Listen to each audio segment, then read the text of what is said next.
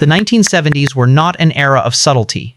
They were an era of presence, a time when some American automobiles looked bigger, more luxurious, and more important than anything else on the road. And that was exactly what their buyers wanted. They wanted to look successful. They wanted to project wealth. They wanted the world to know, without saying a single word, that they had already arrived.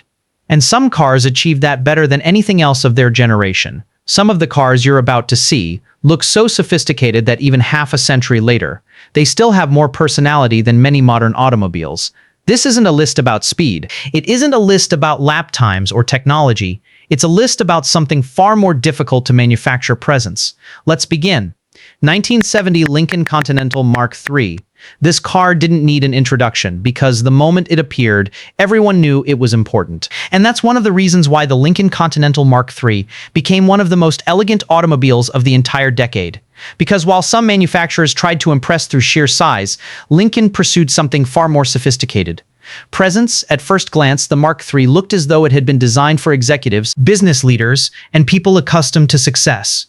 The massive front grille, the long hood, and the perfectly balanced proportions gave it an almost aristocratic appearance. It didn't look like a muscle car. It didn't look like a sports car. It looked like an automobile built for someone who had already reached the top. And that was exactly what made it so appealing. But where it truly excelled was inside. The seats were enormous and exceptionally comfortable. The materials projected quality from every angle, and the level of refinement directly rivaled some of Cadillac's finest offerings of the era. Every detail was designed to create a relaxed, quiet, and luxurious experience. Even the smallest elements, the switches, the dials, the way the doors closed with a heavy, reassuring sound, all of it communicated the same message. This was not an ordinary automobile. And here's where an interesting contrast appears, because beneath all that sophistication sat a massive 460 cubic inch V8 producing around 365 horsepower. Thanks to that, it could accelerate from 0 to 60 miles per hour in approximately 7.5 seconds, much quicker than most people would expect from simply looking at it. It wasn't a sports car, and it never tried to be one, but it never felt underpowered either. It moved with the same confidence it projected while parked. Today, the finest Lincoln Continental Mark III examples typically range between $30,000 and $90,000, depending on condition and originality, and collectors still consider it one of the definitive American luxury coupes of its generation. 1976 Cadillac Eldorado. This car didn't just look elegant, it looked luxurious in the absolute sense of the word. And that's exactly what made it one of the most important American symbols of the 1970s. Because while many manufacturers were beginning to reduce the size of their automobiles, Cadillac continued building cars that were enormous, sophisticated, and designed to impress. At first glance, it projected prestige. The endless hood, the flowing lines, and the majestic proportions made it look like a car reserved for celebrities, business executives, and people accustomed to being the center of attention. And perhaps the most elegant thing about it was that it never seemed to be trying to attract attention, it simply did. But here's where the story becomes even more interesting. Because this model was marketed as the last American luxury convertible to be mass-produced. And although other manufacturers would eventually offer convertibles again, many buyers at the time believed they were purchasing the end of an era that greatly increased its prestige and its appeal, and dealers reported buyers purchasing multiple examples simply to preserve them, convinced they were witnessing the final chapter of a great American tradition. Inside, the luxury was exactly what you would expect from Cadillac. Huge seats, high-quality materials, abundant equipment, and a level of comfort that turned every journey into a relaxing experience. Under the hood sat a gigantic 500 cubic inch V8 producing around 190 horsepower. That figure may not sound impressive today, but this car was never designed to be fast. It was designed to float down the road with absolute smoothness. And that was exactly what it did so well today. 1976 Cadillac Eldorados typically range between $25,000 and $80,000, while the finest examples continue to be highly sought after by collectors who view them as the closing statement of an entire era in American design. 1971 Buick Riviera. This car didn't look like an ordinary automobile. It looked like a statement of style. And that's exactly why the Buick Riviera holds such a special place among American cars of the 1970s. Because while many manufacturers tried to impress with size or chrome, the Riviera pursued something much more difficult to achieve: elegance. At first glance, it was impossible to mistake it for anything else from its era. The long body, the perfectly balanced proportions, and the famous boat tail rear design gave it a truly unique presence. It didn't look like a muscle car. It didn't look like a traditional luxury sedan. It looked like something far more exclusive. The Riviera was designed for buyers who wanted to stand out without needing to be flashy, people who valued design as much as comfort. And that philosophy carried over into the interior as well. The seats were spacious and comfortable. The materials conveyed quality. The dashboard layout felt driver-focused in a way few full-size American cars of the era bothered to achieve. But here's where things become even more interesting. Because beneath all that sophistication sat a massive 455 cubic inch V8, producing around 315 horsepower. And that contrast is exactly what defines the Riviera. Because it looked like a car designed purely for luxury, yet it had the performance to surprise many sports cars of its era. It could cruise effortlessly at highway speeds while still offering a genuine burst of acceleration when needed, something that few of its rivals could claim with a straight face. Today, the finest examples typically range between $40,000 and $100,000, with exceptional low-mileage originals commanding the top of that range. 1973 Oldsmobile Toronado Custom. This car looked like it came from the future, and perhaps that's one of the reasons it still feels so elegant today. Because while many American automobiles of the early 1970s continued relying on traditional formulas, Oldsmobile was doing something different, something bolder, something more innovative. At first glance, it had extraordinary presence. The long body, the clean lines, and the low profile gave it a far more modern appearance than most of its rivals. It didn't rely on excessive chrome. It didn't need exaggerated styling details. Its elegance came from its proportions. The result was a car that looked unlike anything else on the road, and the interior lived up to that exclusivity. Spacious seats, quality materials, modern instrumentation for the era. Everything conveyed a sense of progressive luxury, almost as if Oldsmobile was showing the world its vision of the future.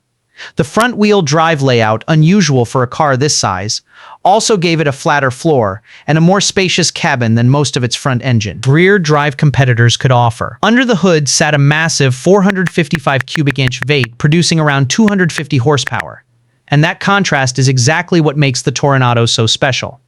Because it looked like an elegant, futuristic luxury car, yet it hid engineering that many drivers never expected from something so visually restrained. Today, the finest 1973 Oldsmobile Toronados typically range between $20,000 and $65,000, and among collectors who appreciate engineering as much as styling, it remains one of the most respected cars of its generation. And now, I want to know something. Between the Lincoln Continental Mark III and the Cadillac Eldorado we just saw, which one would you choose? Or do you prefer the innovative, futuristic elegance of this Oldsmobile Toronado? Let me know in the comments. 1973 Cadillac Fleetwood Brougham. This car didn't feel like an automobile. It felt like a luxury lounge on wheels, and that was exactly what Cadillac wanted to achieve.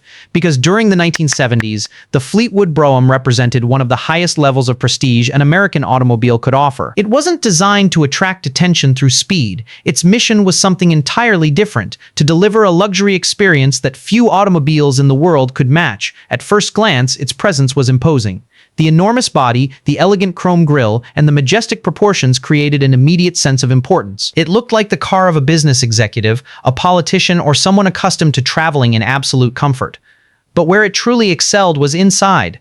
The seats were enormous and exceptionally soft. There was more than enough room for every passenger. And the materials conveyed a sense of refinement that made the Fleetwood a benchmark of American luxury. Everything was designed to isolate occupants from the outside world. The noise disappeared, the suspension floated over imperfections, and every journey became a relaxing experience rather than a chore. Owners often described it less as driving and more as being transported, a distinction that mattered enormously to the kind of buyer this car was built for. Today, the finest 1973 Cadillac Fleetwood Broughams typically range between $20,000 and $60,000, depending on condition and originality, and remain a benchmark for what full-size American luxury once meant. 1970 Chrysler 300 Hurst. This car looked too elegant to be a muscle car and too aggressive to be a luxury car. And that's exactly what makes it so fascinating. At first glance, it was impossible to ignore. The exclusive white and gold color combination, the massive dimensions, and the refined body lines gave it a unique presence on American roads. It didn't look like a conventional automobile. It looked like something built to stand out, and that was exactly Chrysler's intention. Only a limited number were ever built, and that scarcity turned it into something closer to a collector's trophy than an ordinary luxury car, even in the year it was released. But here's the interesting part. Unlike many elegant cars of the era, the 300 also possessed a much more performance-oriented personality. Under the massive hood sat a gigantic 440 cubic inch V8, equipped with 3 two-barrel carburetors, an engine capable of producing around 390 horsepower. Thanks to that, it could accelerate from 0 to 60 mph in approximately 6.5 seconds, performance that very few luxury automobiles could match. And inside, the atmosphere remained pure American luxury. Spacious seats, an excellent level of equipment, and a driving experience designed for covering long distances in complete comfort. It was fast when it wanted to be, but elegant all the time, a combination that very few manufacturers ever managed to balance so convincingly today. The finest Chrysler 300 Hurst models typically range between $50,000 and $120,000 due to their rarity and desirability among collectors. 1972 Imperial LeBaron. This car didn't try to look expensive, it simply was, and that difference was obvious to anyone who saw it. Because throughout the 1970s, the Imperial LeBaron represented Chrysler's most ambitious attempt to compete directly with Cadillac and Lincoln on their own turf. Prestige. At first glance, it carried an unmistakable sense of exclusivity. The long, sculpted hood, the hidden headlights, and the crisp, formal lines gave it a distinguished appearance unlike anything else from Chrysler. It didn't look like a family sedan. It didn't look like a performance car. It looked like a car reserved for those who valued craftsmanship above everything else, and that reputation was well earned, because inside, the Imperial LeBaron offered some of the most luxurious appointments of its era. Leather seating, rich wood trim, and a level of quietness that rivaled far more expensive automobiles. Every switch, every stitch felt deliberate. Chrysler even offered a cushioned vinyl roof and a distinctive oval opera window that became instantly recognizable. A small detail that added enormously to its sense of individuality on the road. But here's where the contrast appears. Because beneath that dignified exterior sat a 440 cubic inch V8, producing around 225 horsepower, an engine built not for speed, but for smooth, effortless cruising at any distance. Today, the finest 1972 Imperial LeBarons typically range between $15,000 and $45,000, making them one of the more attainable entries on this list despite their remarkable presence. And now, I want to know something. Out of all the cars we've seen so far, which one best represents American elegance in the 1970s? The aggressive Chrysler 300 Hurst, the dignified Imperial LeBaron, or the commanding Cadillac Fleetwood Brougham? Let me know in the comments. 1971 Pontiac Ville convertible. This car seemed to belong to a more elegant era, and perhaps that's the best way to describe it. Because while many early 1970s American automobiles focused on traditional luxury, the Pontiac Ville added something more distinction. From the very first glance, it projected a sense of exclusivity that was difficult to ignore. The enormous body, the flowing lines, and the perfectly balanced proportions gave it a majestic presence. It didn't look like a car designed to attract attention. It looked like a car designed to impress naturally, and that difference mattered because the Ville was aimed at buyers who wanted comfort, refinement, and prestige without paying the price of some Cadillacs or Lincolns. And Pontiac delivered exactly that. But where it truly excelled was inside. The seats were huge and exceptionally comfortable. There was plenty of room for passengers, and the ride quality was exactly what you would expect from a large American luxury automobile. Every trip felt more relaxed, more refined. With the top down, it offered a kind of open-air grandeur that few other convertibles of the era could replicate, turning even a short drive into something memorable. But here's where another interesting contrast appears, because beneath all that elegance sat a massive 455 cubic inch V8. Producing around 325 horsepower, a very respectable figure for an automobile of this size. Today, the finest Pontiac Ville convertibles typically range between $25,000 and $70,000, depending on version and condition, and more than 50 years later, it remains one of the most elegant and underrated American automobiles of the entire 1970s. 1972 Buick Electra 225 Limited. This car never needed to prove it was luxurious. It was obvious from the very first glance, and that's exactly why the Electra 225 Limited became one of the most elegant American automobiles of the 1970s. Because while some manufacturers were trying to impress buyers with increasingly dramatic styling, Buick focused on something more sophisticated, refinement. At first glance, the Electra projected prestige. The massive body, the clean lines, and the elegant front grille gave it a presence that seemed perfectly suited for the most exclusive avenues in America. It carried its size with a kind of quiet confidence, never appearing bulky or excessive despite its enormous footprint. But where it truly excelled was inside. The Limited represented the very best Buick had to offer. The seats were exceptionally comfortable, the materials were carefully selected, and every detail was designed to create an atmosphere of genuine American luxury. It was the kind of car you wanted to spend hours traveling in, because beneath that enormous hood sat a 455 cubic inch V8 producing around 250 horsepower. More performance than most people would expect from what was essentially a living room on wheels. And that's exactly what makes the Electra so special, because it combines size, elegance, and power without sacrificing comfort. Today, the finest Buick Electra 225 limited models typically range between $20,000 and $70,000 depending on condition and originality. And it continues to represent everything that made Buick's flagship lineup so respected during this era. And when you look at all of these automobiles together, it becomes easy to understand why the 1970s were one of the most elegant decades in American automotive history.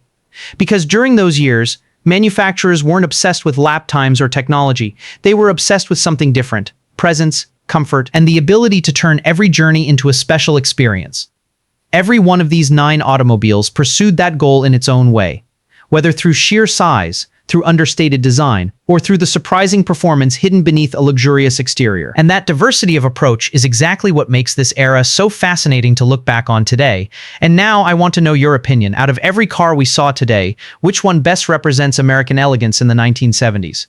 The commanding Lincoln Continental Mark III, the luxurious Cadillac Eldorado convertible, the refined Buick Electra 225 Limited, or one of the other automobiles on this list? Let me know in the comments. And if you enjoyed this journey through the most elegant American cars of the 1970s, be sure to watch the video appearing on your screen right now, because there, we'll travel back one more decade to discover the most elegant American cars of the 1960s. And trust me, some of those automobiles were so sophisticated and beautiful that they helped define American luxury for generations. See you in the next video.